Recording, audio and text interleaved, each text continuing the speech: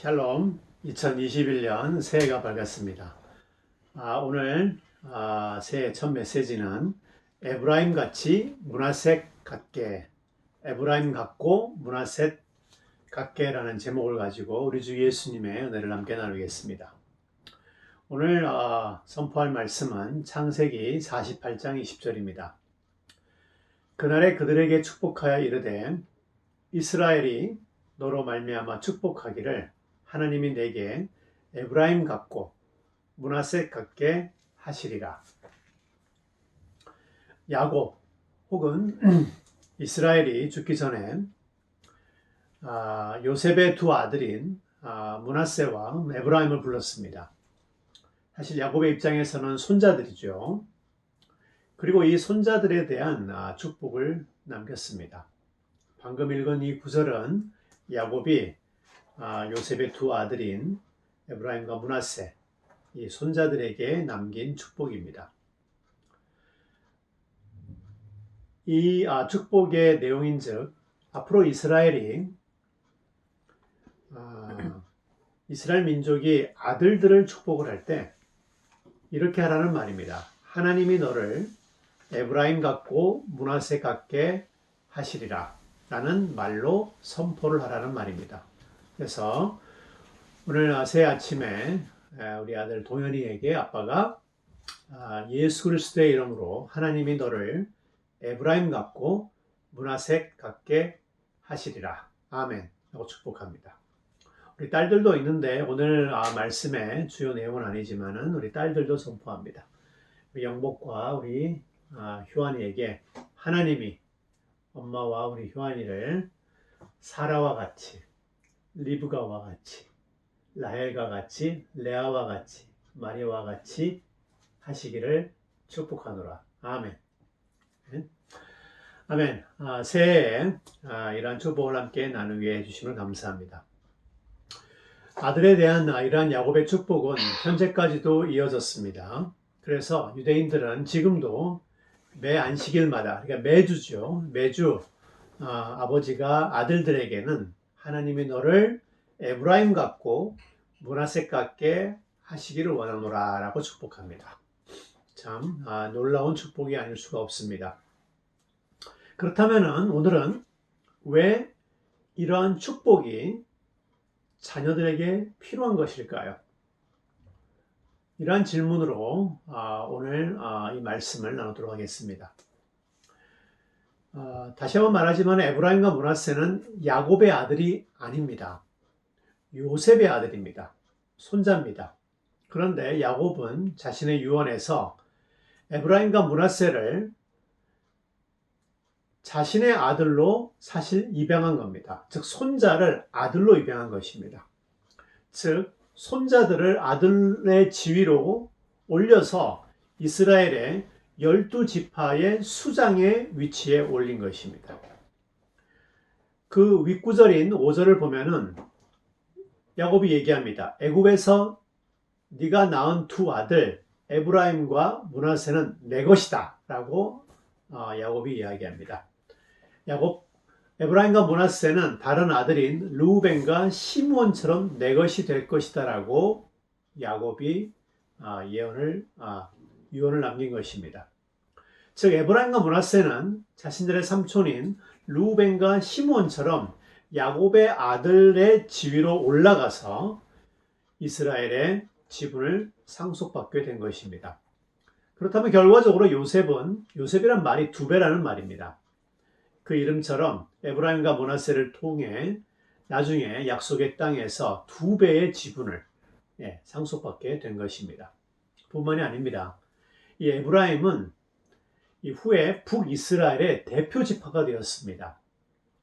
이스라엘이 남유다와 북이스라엘로 나뉘어졌을 때 성경은 북이스라엘을 에브라임이라고 부릅니다. 그 정도로 에브라임 지파는 사실상 이스라엘의 장자 지파가 되었다고 말할 수 있습니다.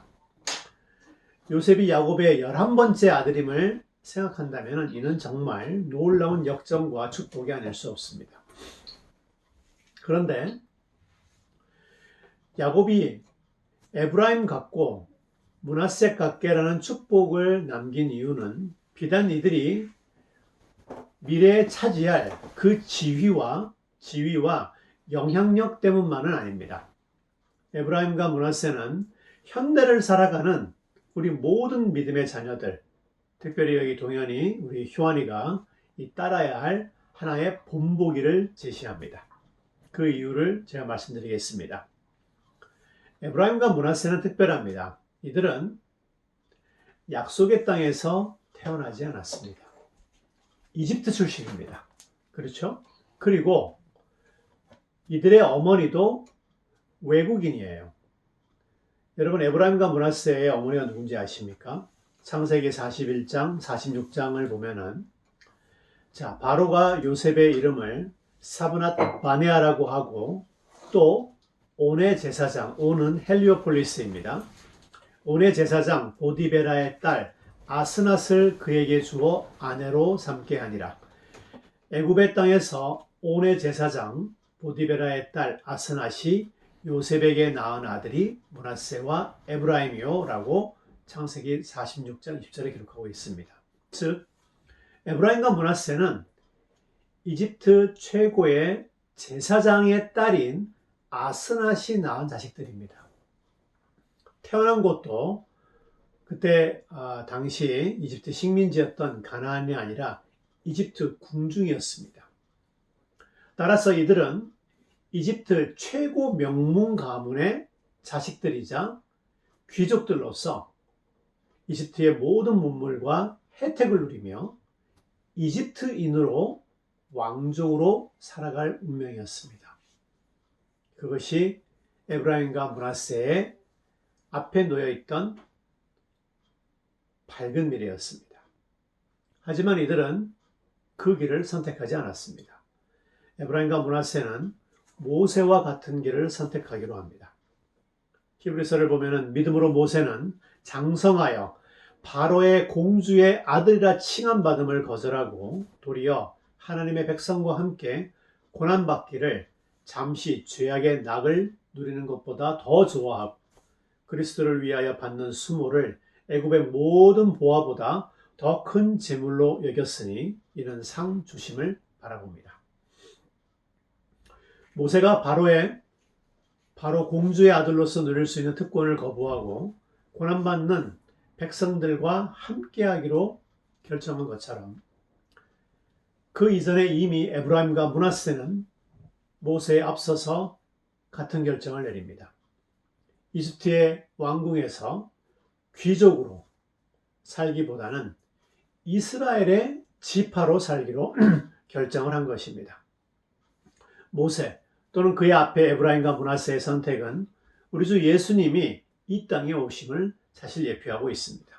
예수님 역시 하나님의 아들로서 독생자로서 하늘에서 누릴 수 있는 모든 특권을 포기하고 이 땅에 우리를 위해 내려오셨습니다. 우리와 함께 임마누엘로 함께 사시면서 십자가까지 지셨습니다. 따라서 하나님은 아들 예수님께 하늘과 땅에 있는 모든 이름보다 뛰어난 이름을 주신 것입니다. 이러한 에브라임과 므낫세의 모습은 현대를 살아가는 우리 믿음의 모든 청년들이 따라야 할 본보기입니다.